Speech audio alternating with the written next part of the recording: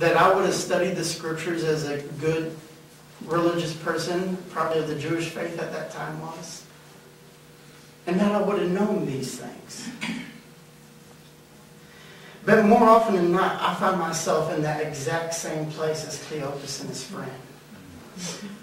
I believe that Jesus is going to do something for me one way. And then I come to find out later on, when I've lost all hope, that Jesus has done it a completely different way.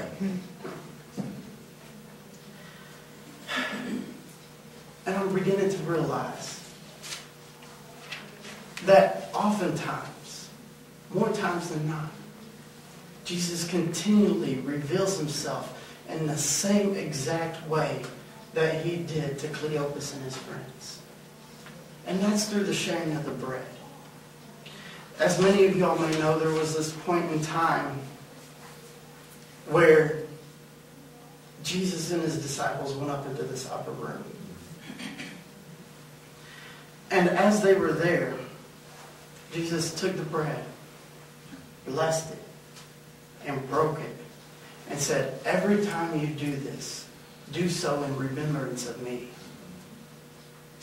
And it wasn't until Cleopas and his friend saw Jesus sharing the bread that they recognized who he was. Jesus had taught them so passionately that their hearts were burning and were on fire. But they didn't know it was Jesus that was teaching them. The scriptures were opened up to them in ways that I would like to imagine that they're opened up to me. But they still didn't catch that it was Jesus that was teaching them. It wasn't until they realized that Jesus gave his life for them that it was him walking with them all along. See, in the breaking of the bread, we're taking something that our body needs, which is food. And we're just breaking it apart. And humans like to do things selfishly, I'll say.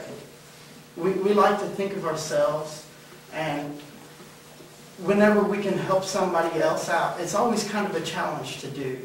Like, well, I have this money in my pocket here, and I know that person can really use it, and I really don't need it for now. But it's hard to get it up. Or we see a person who's hungry, and we know we have food back at our house, and we know we can invite them over because we have enough food for today. And that's enough to feed that person and ourselves. But we're unwilling to do these things. And I'm not saying these things to try to convict people, try to make you all feel bad. I'm saying it because it's the exact things that I do.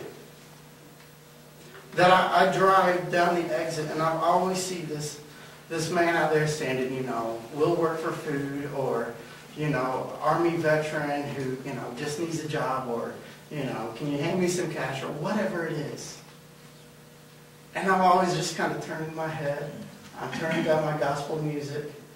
And not paying attention to what's happening. Like, light, turn green, turn green, turn green. Thank God, all right, I'm gone. But Jesus took this bread, a life-giving thing for us humans, and he broke it and shared it with others. And it's the same thing that he did with his life. He took it and he surrendered himself up and was crucified. It's not probably, I'm guessing, I really have a hard time believing that Jesus really wanted to be crucified. I really have a hard time believing that somebody wanted to be beyond the point of recognition, as the scriptures tell us. And so, he did it anyways, that he can die. And he submitted himself up to Jesus. He committed himself to our God. And just left it there, all hanging out. I really, there's a point where we discuss, well, Jesus is God and, in human form. But I think at this point in time, when he's crying out, that he kind of forgot his godly character. And he really didn't know what was going to happen to him. And he trusted himself to God. And he died. And he was buried. Just like, it's going to happen to most of us. But something happened. He rose. See, when we have this bread, or we have this food, or we have these things that can give life to others, we have the ability to share it. But as I said, our nature is to keep it and hoard it for ourselves. Because we're afraid that if we give up what will keep us alive, we may not have it anymore. If I give up all my bread to Brother Terrell here, I may not have any more bread to eat. And then what am I going to do? Tomorrow, what boat will I be in? Will I be the person who has enough? Or will I be the person that needs something from somebody else? And I find that we are so often in these positions.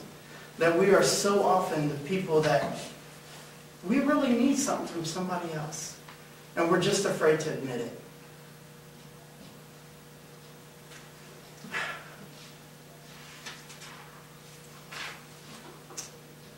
I did good. I got away from my manuscript. But when Jesus gave the bread over, he gave his life over to those two. Because he was giving away that thing which fed him and nourished him. And when we do the same thing, people begin to see this risen Jesus. We see him through many different lenses and many different cultures. Sometimes he's really pale, and sometimes he's really dark, and sometimes he's somewhere in between. But as we begin to share ourselves and the things that give life with others, Jesus is being revealed to us all. I look at the Eucharist, and for a while I didn't understand it.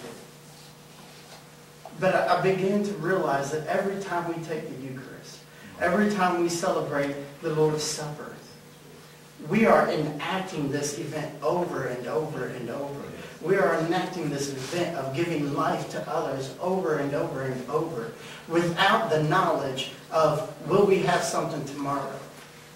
But because, I think, this is my thought, because if we give something up, God notices that, and God restores us and gives us that life that we're looking for. Give us that life that we're hoping for. And gives us a Messiah that's going to lead us to a land like none other. To a place where there are no more tears, where there are no more wars.